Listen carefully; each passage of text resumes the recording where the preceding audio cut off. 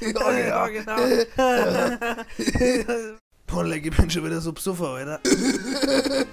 Ja, du hast du verdammt recht. Ja, genau.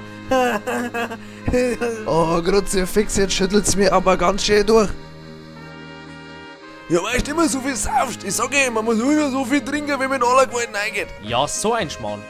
Aber jetzt einmal blöd neben Dünen nicht gespielt. Ich mein, ein Kursmaß für 5 Euro. Das ist geil, sehr fix. Ja, aber warte mal. Machst du das gestern, der wo in Kalle seinen Briefkasten eingeschrieben hat und dann gesagt hat, hey, das Faxgerät war hier?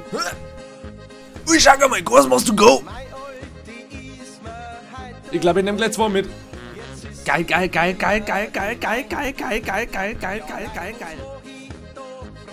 Geh, der Grübel hat da einen Schlag, oder? Ha, ich muss. Ich glaube, jetzt habe ich das Wichtigste auch noch vergessen. Hansel, warte mal. Geil. Ha? Hau noch 5 Eier mit rein. Wird erledigt. Serie, 2 Gasmaßen mit 5 Eier bitte. Ja, aber gern doch.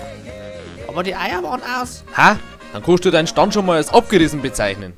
Wir haben ein Fassel voll Bier daheim, das saufen wir zusammen. Yeah, yeah, yeah.